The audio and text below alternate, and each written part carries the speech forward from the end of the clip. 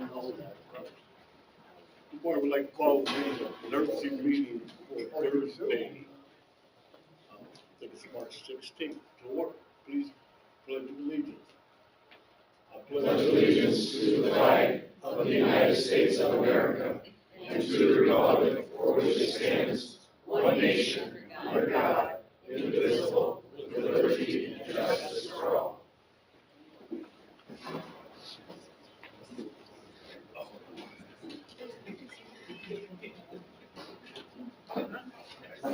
Mr. Hollenbeck, are there any new appointments? Yes, there are. There are 3 new appointments. We have a letter of appointment from the town of Winfield naming Tim Clayton as their representative, and that is in proper form. And we have a letter of nomination from the Lake County Council indicating that Randy Niemeyer is their appointment, and it is also in proper form. And thirdly, but certainly not lastly, we have a certificate of appointment from the town of La Crosse indicating that Lisa Rosenkrantz is their appointment. Mr. Chairman, all 3 are proper, and with the appointments, they are members of this body. Thank you. Welcome.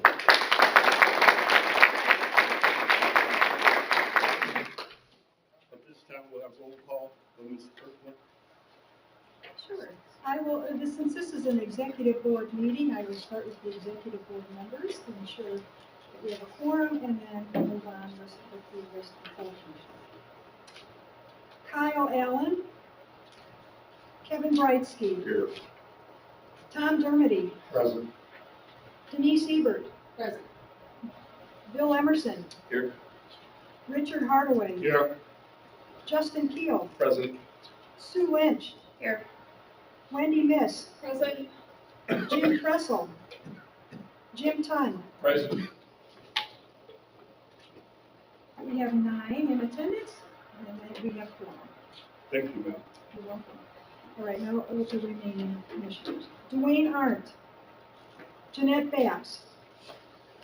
Thomas Black. Robert Carnahan. Here. Bill Carroll. Tim Clayton. Anthony Copeland. Don Kraft. Here. Jocelyn Denham. Dinah Dubris. Robert Forster. Connie Grammarosa. Tony Hendricks. Ellen Hunt. Here. Jack Geralds. Jane Jordan. Here. Scott Keenan. Andrew Kiris. Robert LeMay. Tom McDermott. Lori Mercer. Edward Morales. Matt Murphy. Here. Randall Niemeyer. Present. Dwayne Perry. David Peeler. Jerome Prince. Barb Regnitz.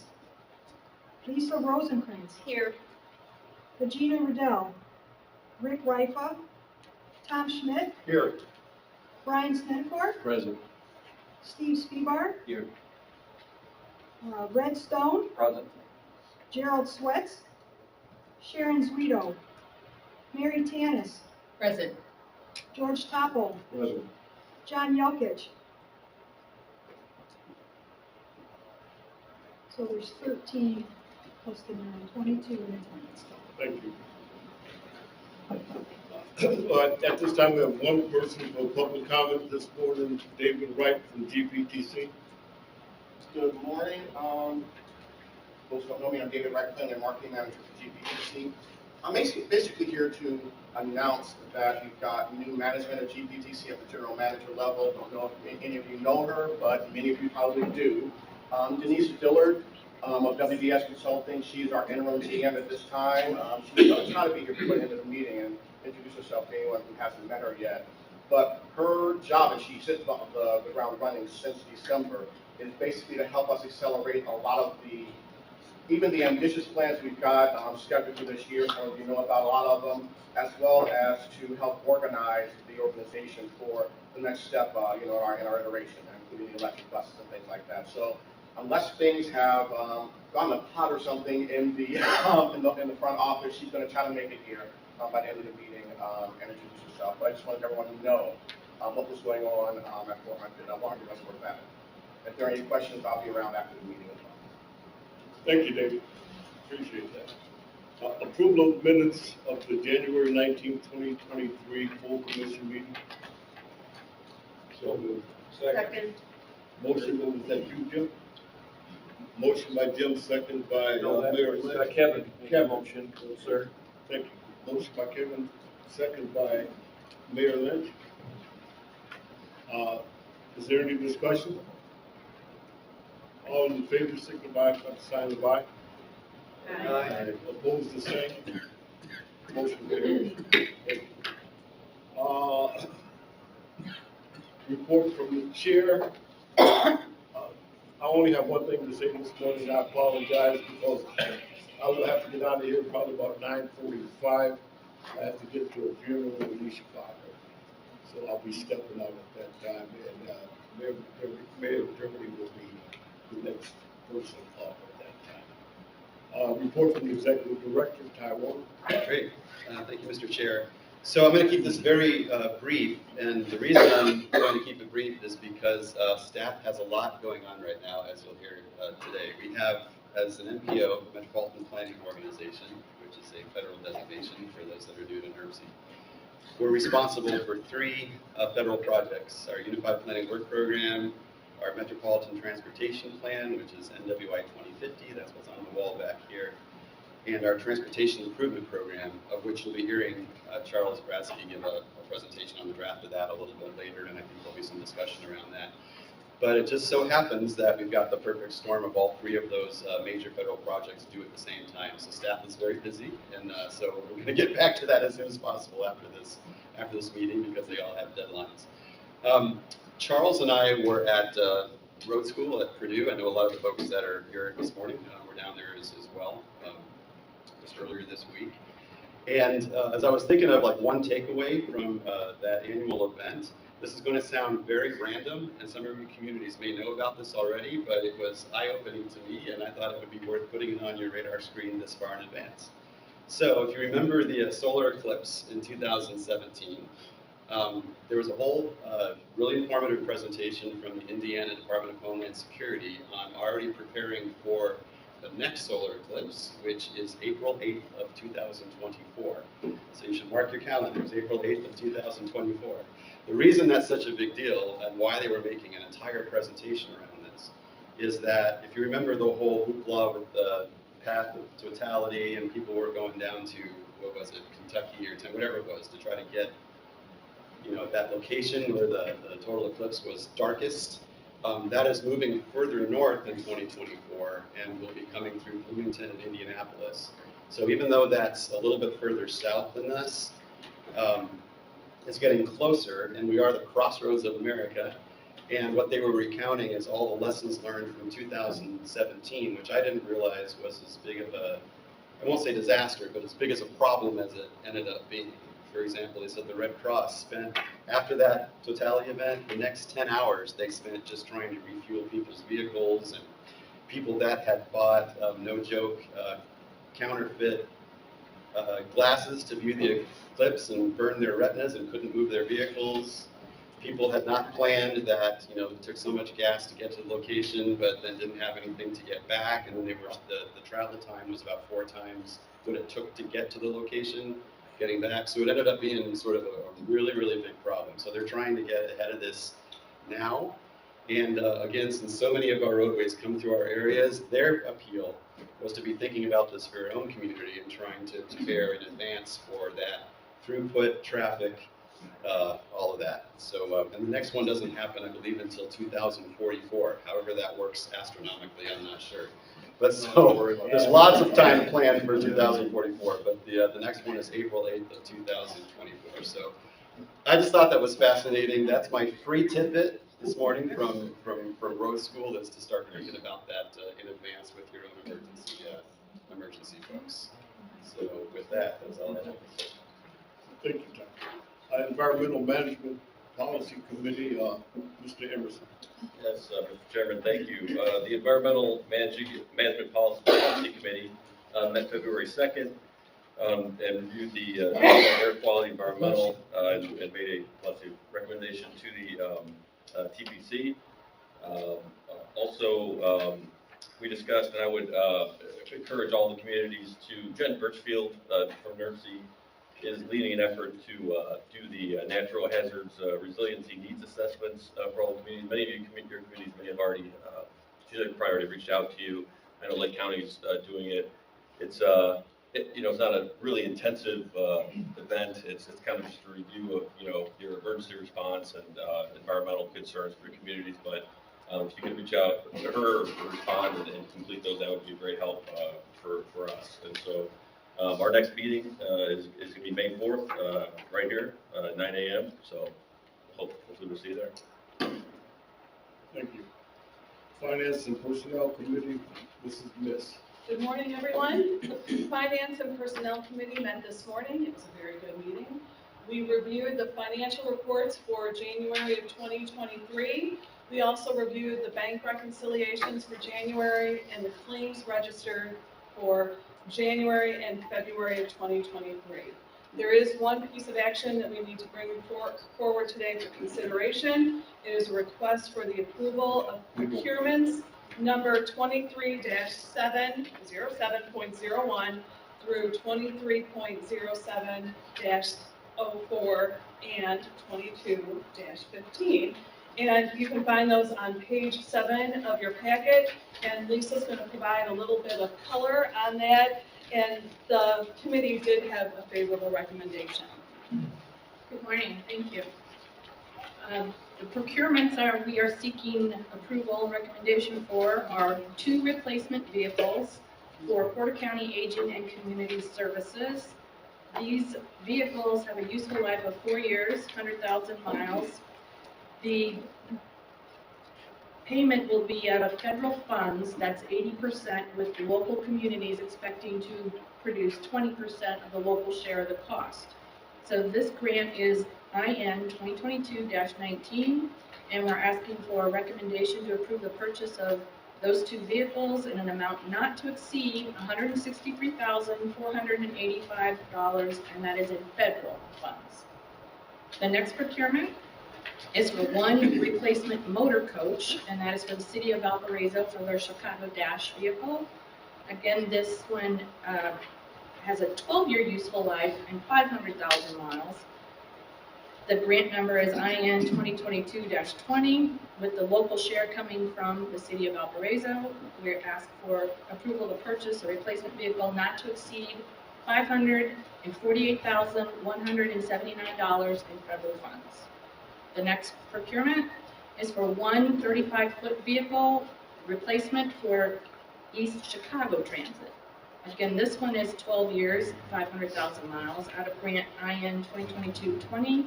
We're asked for recommendation of approval for an amount not to exceed $457,992 in federal funds.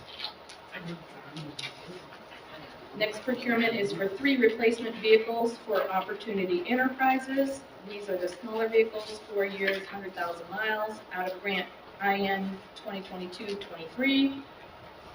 The recommendation is for replacement not to exceed $308,160 in federal funds. The next procurement, 7 vehicles for Lake County Community Services. Again, 4 years, 100,000 miles. Grant IN 2022-23. Recommendation for approval to purchase vehicle not to exceed $423,360 in federal funds. And finally, a replacement motor coach for the city of Valparaiso for their Chicago Dash. This one is a larger vehicle, 12 years, 500,000 miles. Out of grant IN 2022-23. Recommendation for replacement vehicle not to exceed $628,000 in federal funds. Are there any questions? Lisa, thank you very much. We appreciate it. Mr. Chairman, I'll make a motion to approve the procurements as announced. Second. Motion by Mr. Burstein and second by Mr. Khan that we approve this action. Is there any discussion? All in favor, signify by saying aye. Aye. Opposed, the same. Motion carried. Technical Planning Committee, Mr. Bursky, Thank you, sir. The Technical Planning Committee met on Tuesday, February 28th, 2023. There are two actions and a presentation to consider today. And bear in mind, these are all works in progress, so to speak, but the staff has been working very diligently to get them up before you today. The first action is Resolution 2304, updated transportation air quality conformity interagency consultation procedures. Scott Weber will provide a summary of these procedures, which can be found on page 70 of your packet, followed by the resolution on page 10. The Technical Planning Committee recommends adoption of Resolution 2304. Mr. Weber. Thank you, and good morning. So Resolution 2304, which you will find on pages 10 to 11 of your agenda packets, is a resolution approving that NERC sign on to updated transportation air quality conformity protocol and interagency consultation procedures. Essentially, air quality conformity is following the executive director's report, almost like a fourth required document that we at NERC have to do because the U.S. Environmental Protection Agency has designated Lake and Porter counties as non-attainment for ozone, according to the 2008 standard. It's actually now a maintenance area based on the attainment demonstration that went through last year. But anyway, I'm not going to get to the nitty-gritty. Because of those designations, NERC is required to produce an air quality conformity demonstration whenever we come out with two of those three core planning documents, the Transportation Improvement Program and our Metropolitan Transportation Plan. And so this is a very prescribed process. So these two documents, which you actually will not find in your agenda packets in an effort to save paper, they were linked to the meeting announcement, but I will briefly show what they are. There's the protocol document, which is basically the rules of engagement document. I'm sorry to interrupt, but it's not displaying. Oh yes, I will pull that up, yes. Thank you. So this is the protocol document here that you'll see. This is basically the rules of engagement document for how all of the parties that are involved in that transportation air quality conformity process are to engage with each other. So that includes us, NERC, the Northwestern Indiana Regional Planning Commission, the Indiana Department of Transportation, the Indiana Department of Environmental Management, the Federal Highway Administration, the Federal Transit Administration, and the U.S. Environmental Protection Agency. So these six agencies are, and as well as some of our transit providers as well, are the interagency consultation group parties that are involved in this process. So this document kind of walks everybody through how these parties are to engage with each other in the air quality conformity process. And so essentially, this document was asked to go before the boards of every metropolitan planning organization in Indiana, so not just NERC, but our basically 10 other partners across the state are going through the same exact process. We've just changed our name in this document from whatever the fill-in-the-blank Metropolitan Planning Organization to the Northwestern Indiana Regional Planning Commission. Basically, that's what we did. That's what the EPA requires for them to formally sign off on this.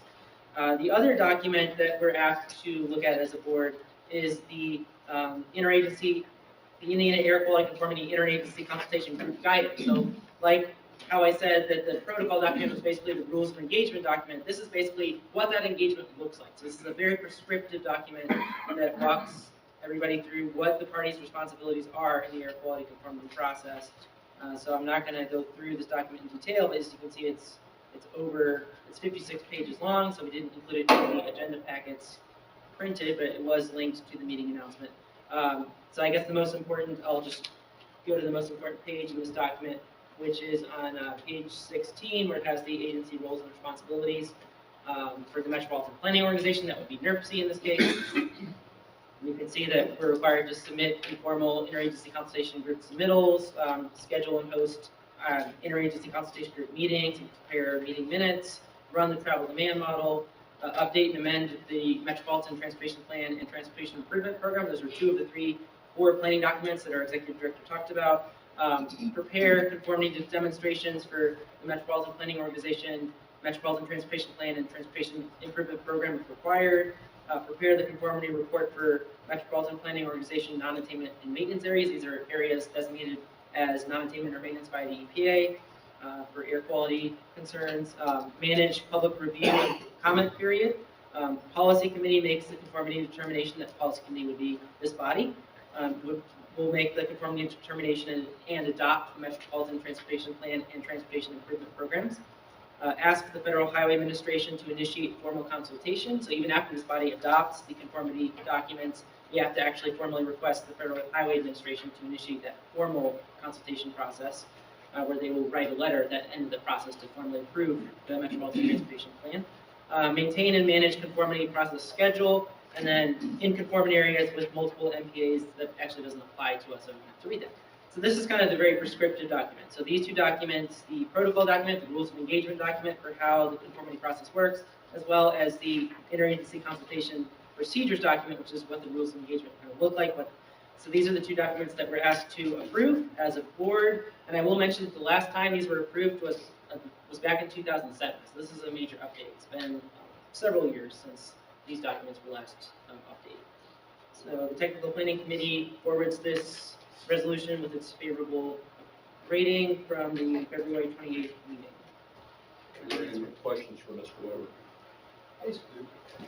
How much, was there a say how much cost would be involved with the new updated version from 2007 to now? Is there any? Cost? Well, the cost is really just basically agency time Agency and time. going through the process, really.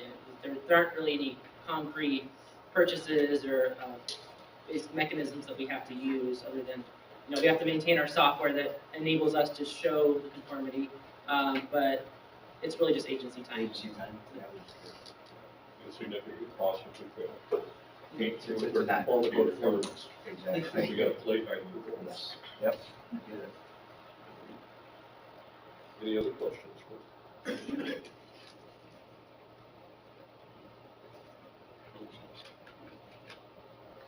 we have a motion? Move to approve 2304. Second. Motion by Mr. Todd, seconded by Mr. Dirty. Is there any other discussion? All in favor, signify by the sign of aye. Aye. Opposed, the same.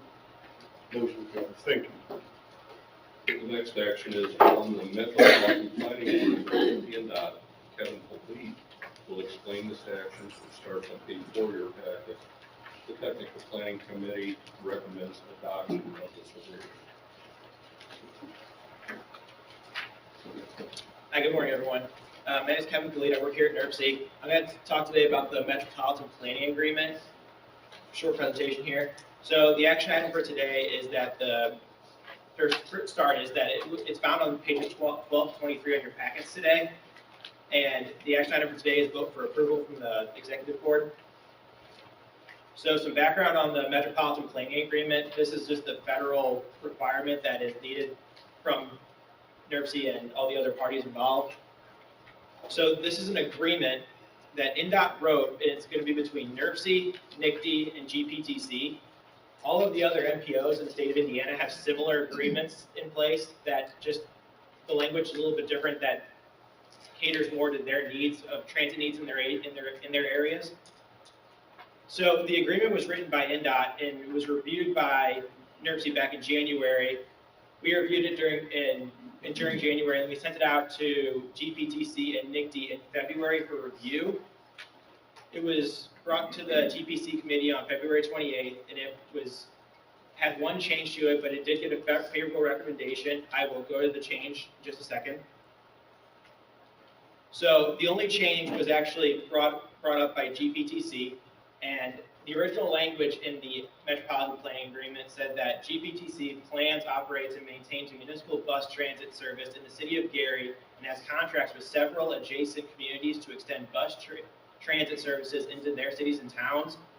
But GPTC felt that this new language that came up with would better describe what the agreement was between GPTC and the surrounding areas. So what they recommended what GPTC recommended to the TPC, and then it was recommended by them, was GPTC plans, operates, and maintains local and regional transit service in the city of Gary and several adjacent communities. So there was no comments or changes that we got from NICD. So the next steps after today are, if it's approved, then the Metropolitan Planning Agreement will be sent back to GPTC and NICTE with the changes that were agreed upon today and/or from TPC, and then it'll be signed by all parties involved. That's the end of my presentation. Are there any questions for Mr. Foley? Hearing none, entertain a motion. So, Mr. Chair. Second. Motion by Commissioner Allen, second by Mayor Lynch. Is there any discussion? All in favor, signify by the sign of aye. Aye. Opposed, the same. Motion carries. Thank you. Thank you all. The last item is a presentation from Cheryl Frasky, draft 2024-2028 Transportation Improvement Program, now for public comment. This is for information only. I think Charles will also be doing a little bit of discussion on proposals for the NOFA availability pending.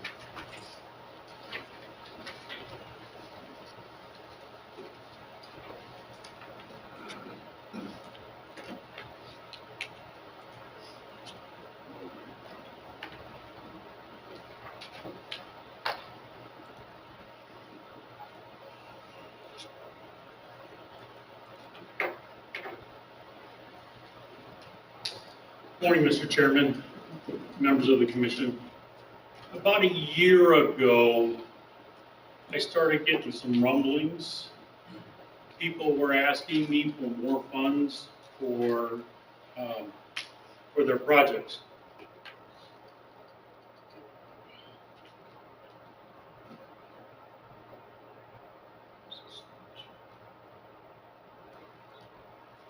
People were asking me for more funds for their projects. If you don't know, I have a checkbook that I manage for NERC. NERC receives federal funds for infrastructure and transit projects in Northwest Indiana through the 3 counties. We are not allowed to, just like your checkbook at home, we're not allowed to spend more than what we have. And so we do try to fund everybody's projects at the 80%, or if it's 90, if it's a safety project, we do try to fund it at 90%. So about a year ago, I started getting feedback from different LPAs, different partners about the cost of inflation that's going up on all their projects. So I proposed that NERC would only pay 70%. Now, this is not a dictatorship. It's a democracy, and I was quickly shot down, obviously. No one liked that one. But what was proposed was that we would fully fund the projects that we had by moving the select projects out 1 year. And when I say move it out 1 year, we would move it out 1 fiscal year. So basically, if you were in a February letting, all you had to do was move to a July letting. So in your books, if you're operating on a calendar year, it's still in the same year. We did that, and we balanced the budget that way. Some projects moved out from February to July, some moved out February to November, wherever a favorable letting could occur. But we also noted that we needed to take care of the projects that we had. And by doing that, we were going to have a trickle-down effect. So in 2027, we were not going to have that big of a NOFA, a notice of funding out availability or a call for projects. We had one last fall, we have one every 2 years. But we knew that in 2027, our NOFA was not going to be that big. It was estimated to be around $5 to $6 million we would have available in 2027. In 2028, we'd have our full allotment. As you can see, in 2027, we had $5.6 million that was available. Now, we funded all the projects that were already in our program at the full 80%. So there was a project or two in 2024, or in 2023 that got moved out to 2024. And then 2024, a couple projects moved to 25, same in 25 to 26. And then 26, we moved out, we get about $25 million in Group 1 funds that we can spend. So as you can see, You might want to explain Group 1. Just okay, thank you. I manage a spreadsheet. As many of you have seen it, I did try to print it off one time, and the plotter, it was probably about, in order to read it, it was probably about 10 feet long. Some of the consultants in here, some of the locals, they know, they've seen it. Basically, Group 1 is Porter and Lake County. Correct. The combination of the two. Group 2 will be LaPorte County. Correct. They have to be considered separately. Right. For the grant. Yeah, so Group 1, it goes by the size of the urbanized area. Group 1 has 700,000 people roughly, Lake and Porter counties. And then Group 2 has about 150, a little bit less than that. So they get their own separate pot of money. So I'm managing two different spreadsheets. And they generally don't mix. There's only three different participants in LaPorte County. That's Michigan City, LaPorte, and LaPorte County. In Lake County, we have 19. Thank you. 19 different players that are eligible for funding. So transparency is very much on the forefront. I can't go to Mayor X and say, Mr. Mayor, I've got $5 million worth of projects that are safety.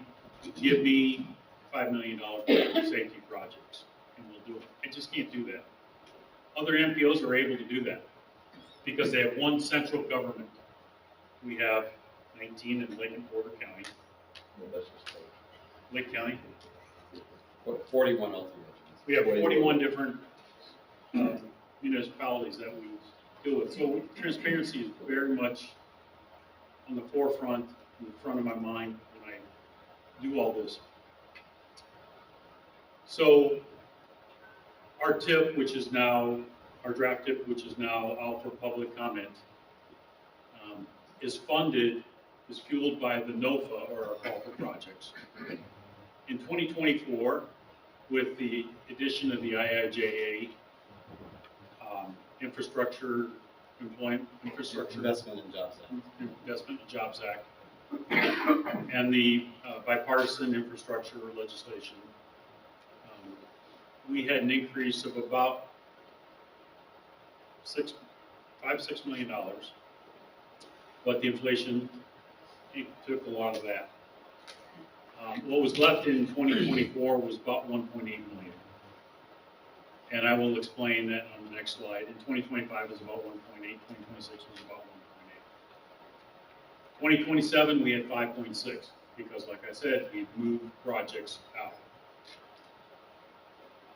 And in 2028, in 2023 we had a situation where we had extra funds. If I do not use those funds, if NERC does not use those funds, we lose them. They just disappear. So I loaned those to the Evansville area, and the earliest they could give those back to us was in 2028. So normally we get about $26 million in Group 1 funds. In Group 2 funds, we get about $2 million, $2.5 million that we can spend on infrastructure projects. So in 2028, we are up to $31 million. Now, normally we have, for our NOFA, which was for 27 and 28, we would have had $50 million. So now we have, as you can see, we have 37 million, roughly. So that means it was going to be a very tight buffer projects. So in federal highway, we have different funding categories that we can spend the funds on. We have STBG, Surface Transportation Block Grant. That's just a general, use it whatever you want to use it on. There are some restrictions on that, but that's the broadest one. Going into more restrictive, we have Highway Safety Improvement Program. Those are safety projects. Those are the projects that I mentioned we would fund at 90%, or allow to fund at 90%. Everything else we fund at 80%. CMAQ, or Congestion Mitigation Air Quality. These are projects that improve, as it says, congestion and air quality.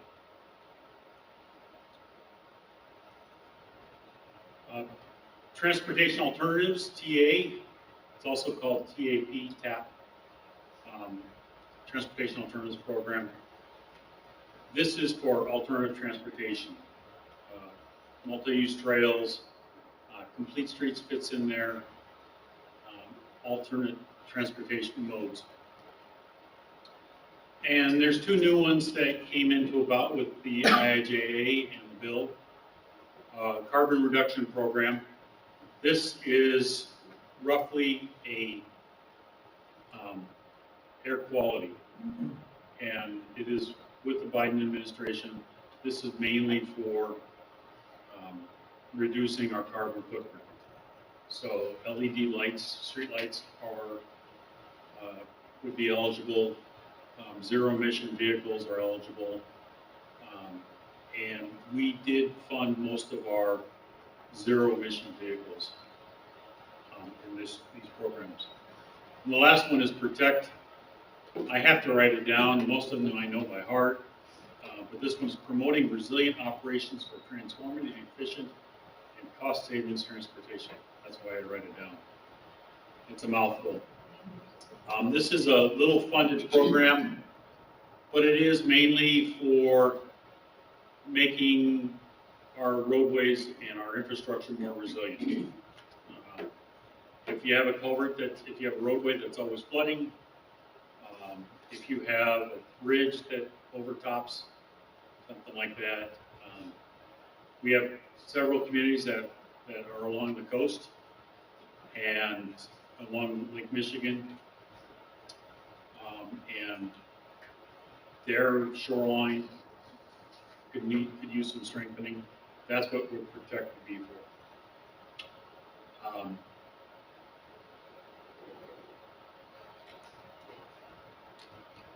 So this slide shows which cities and which LPAs received projects. Several projects, 10 different LPAs received a project. 6 different LPAs received 2 projects, and then 3 LPAs received 3 projects. Now, I know there were a lot of LPAs that didn't receive any projects, but it's the way our TIP is dictated by our 2050 plan, which is on the board. So we have several projects in categories that we can draw those funds from those funding plots that I showed earlier. This next slide shows which projects that were awarded, and these projects that we have awarded do come from our 2050 plan, our long-range plan. So we had 4 projects that were under multi-use trails, air quality, 1 project that was NERC's air quality education project, ongoing funding. We had 2 complete streets, 1 transit expansion. We had 4 different planning projects. So this is a new one this year that kind of goes in with our TOD as well as planning. These projects, communities are going to be using for going after either competitive grants or figuring out what they want to do for future projects. The planning does not lead to any future projects. Air quality environment, there were 7 projects in there. This one, these were all zero emission vehicles. 7 different communities put in for zero emission vehicles, or either low emission or zero emission vehicles. Those could be propane, those could be LPG, compressed natural gas, or electric cars and trucks. Protect, as I explained earlier, there were 2 projects that were funded. One was just strictly for design. There were 3 bridge reconstructions. Bridge reconstructions, NERC has allocated 3 bridges that we would fund every single NOFA for the counties, because bridges are important. And they tend to be a little more. The counties are responsible for the bridges in each one of your municipalities. So the county commissioners have an additional burden, and often not really much of a say, but the bridges are necessary in most cases, so they are the ones responsible for it. Right, so each one of the counties received 1 bridge. They submitted 1 bridge, and they received the funding for that bridge. Intersection modification, that first one, there were 2 projects that is safety, and there were 2 more projects, intersection modifications, congestion. I want to say there was 1 roundabout safety, there was an EVP, emergency vehicle preemption and safety, and then there were 2 intersection modifications, congestion. Those were 2 roundabouts. One was in LaPorte, and the other one was in Valparaiso. Both those projects were legacy projects, and they were already in the NOFA, and or at least the planning was, the design was, but the construction wasn't. TOD implementation, there was 1 project, and the roadway reconstruction.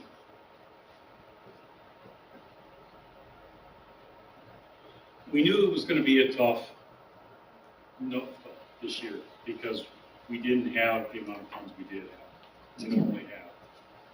But that's because we decided we would take care of the projects we had. Like I said, we could have, T-Rock and TPC could have easily said, we're only going to fund the projects that are already in the TIP at 70%. And then it would be on the cities and towns and counties to come up with the remaining 30%. But, like I said, I got shot down. And I get it for all the cities in here. I mean, if you're got community grants, community crossing grants, that $1 million just doesn't go as far as it should because of the cost of inflation. So, yeah, inflation has skyrocketed. We received about 30%, 25-30% more in funds because of the IIJA and the bill. But then inflation came in and took that 30% back, as we all know. So we really didn't get any increase with the funds, but at least it covered our inflation.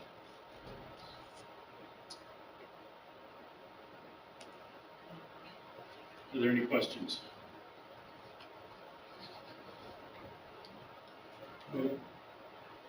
First, I want to say thank you to Charles and his staff. They do a wonderful job when they're dealing with so many communities, trying to get funding for so many communities. They do a phenomenal job, first and foremost. I will say that I have concerns about this draft.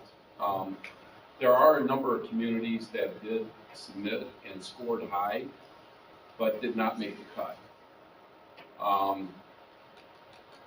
And I think there's been a good faith effort to try to get the scoring to be as fair as possible, but I don't think we're there yet. I think it still needs to continue to be tweaked. I was at some of the meetings discussing the evaluations of the various projects. But I think at times, medium-sized communities, I'll use our project, the Crown Points project, Maryville's project, and there's others here, where we scored high but didn't make the cut.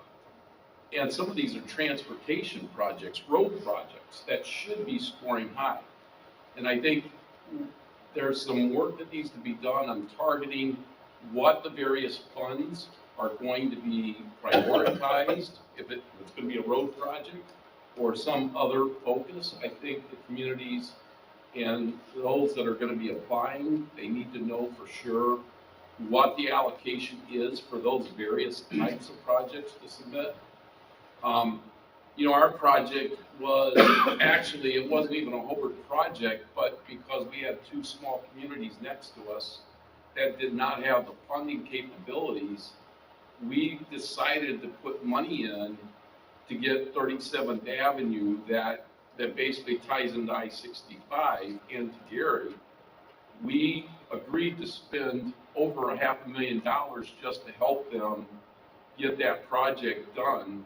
I know Kyle's tired of hearing New Chicago asking for funding from the county. We agreed to partner with them and do a 3-community application. Again, it scored high, but it didn't make the cut. I know Crown Point had a project with NDOT. High scoring, didn't make the cut. I think that there's still a lot of work that needs to be done, and I know Charles is still scraping, trying to find if there's any other funding that could be put into the mix. So again, I compliment Charles and his team on what they're doing. But I think, the concerns are what LPAs were present when the draft was kind of finalized to be brought here today. Does communities that have density fare better on the point system? If they have a transportation system within their community, does it fare better?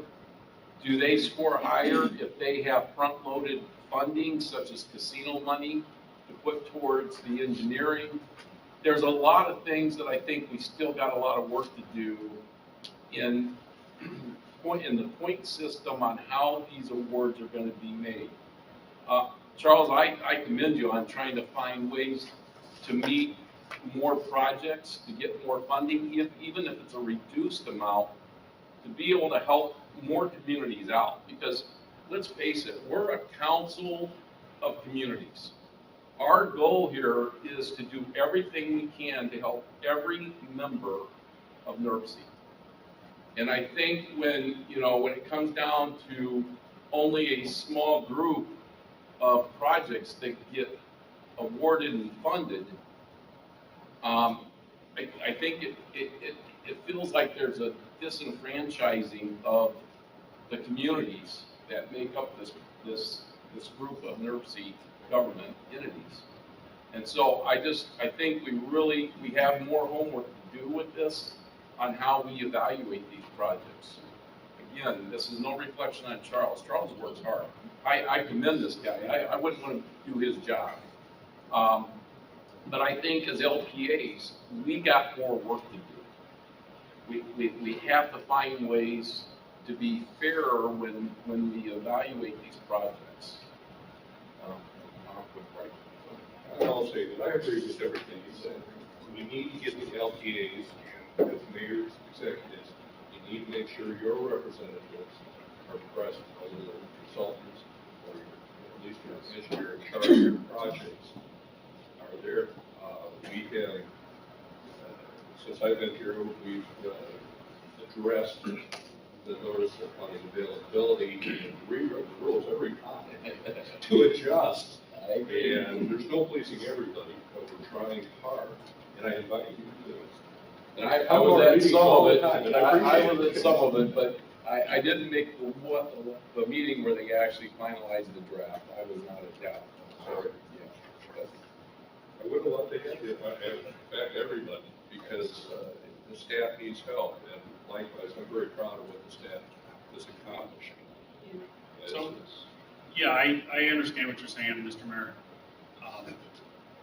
There, normally after every NOFA, I put together a small group, different people. I keep it small so we can kind of get things done. If there's 50, 60 people in the group, then, it's like a big battleship. It just doesn't steer well and is not as nimble. However, I do realize that there's always seems to be some significant issues. We tried twice to tweak those, but I think, and in my opinion, I think that needs to be maybe overhauled. Maybe we just dismantle the engine and rebuild it. And so for the next NOFA, which will be in 2024, we are going to probably have, I'm thinking probably do a big meeting and then break off into a working group and then come back and bring it to everybody, looking at redoing the NOFA process. Maybe some of the questions don't apply. Maybe some of the questions are in there, but everybody gets the maximum amount of points. Maybe we need to rework that. I think we do need to rework it. And in 2 years, I'm hoping that, I plan on still being here. I'm not going anywhere. I really do enjoy what I'm doing, but, so I do realize that we do need this process. I don't know if it's totally broken, but I do realize that it does need to be overhauled. We've used it 3 times. It works, but yet it doesn't work. So I do thank you, Mr. Mayor, for those kind words. And we do plan on reworking the NOFA and making it open to everybody. And then taking that from that big meeting, we'll put together maybe 12 or 15 people, and we'll do some working on it, and we'll bring it back to everybody. And if I have to use a T-Rock meeting, I'll use a T-Rock meeting to do that. And then maybe we need to do that a couple times. Take a working group and work on it, and then bring it back and see how it mixes, and then maybe tweak that a little again and bring it back. So, but I do plan on reworking the NOFA questionnaire, the NOFA application. I've always added things to it to make it simpler, at least for me. But yeah, I do realize that it does need some work to it, and maybe some major work to it. Well, the UPC is generally well attended, but we need to get people to STP, the Service Transportation Program, the T-Rock, as well as the other different committees that have impact on this overall evaluation. So sometimes it's too late when you get to the end of it with TPC, but we have all these other committees that we just need active participation. So you're all invited to come anytime.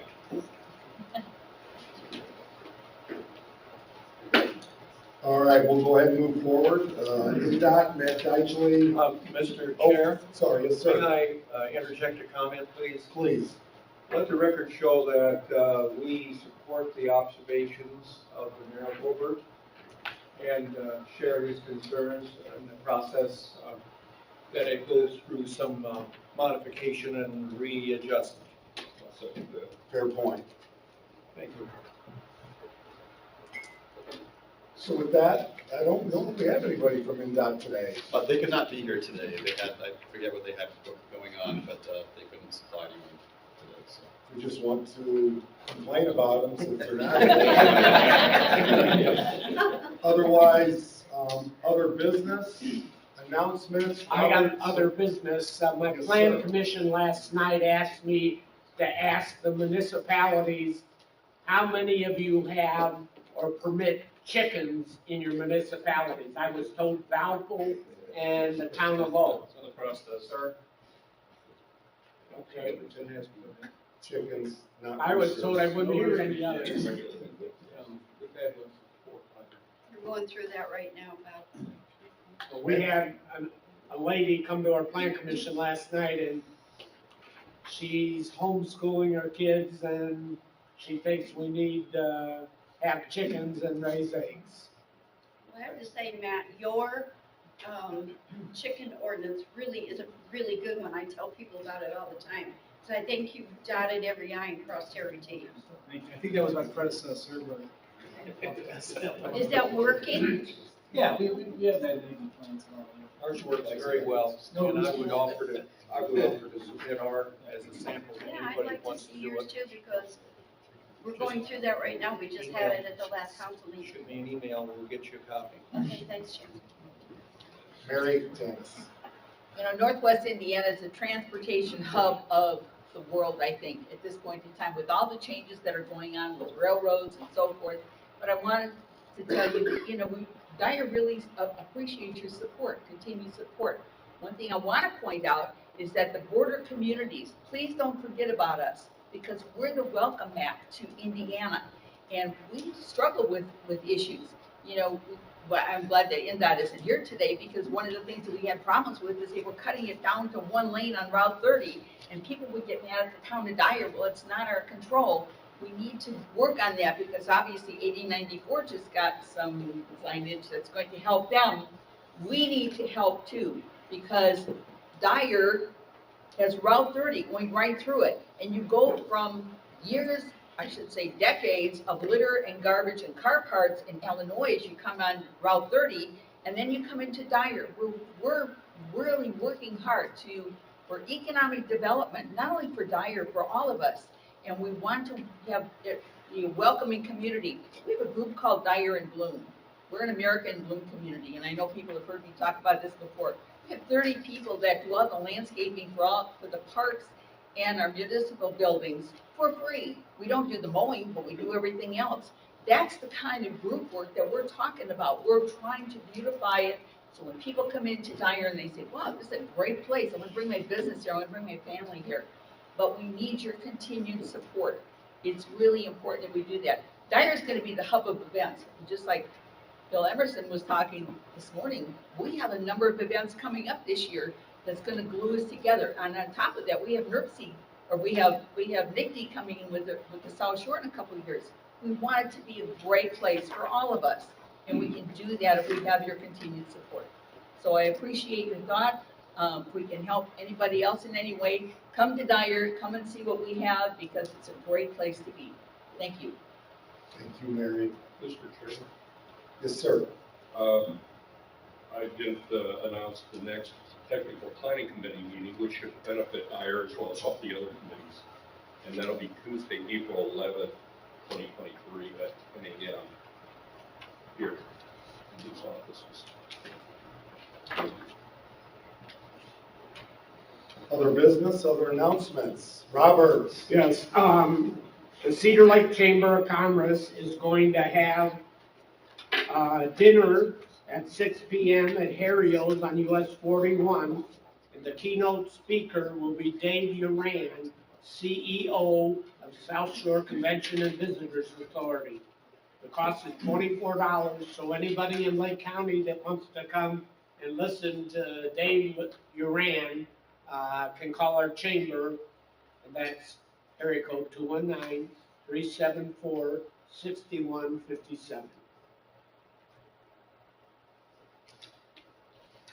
Other announcements? I would also like to thank the city of Valparaiso for blending high-end motor coach vehicles and chickens together. Do I have a motion to adjourn? So moved. Want a second? Second. All in favor? We're adjourned. Thank you.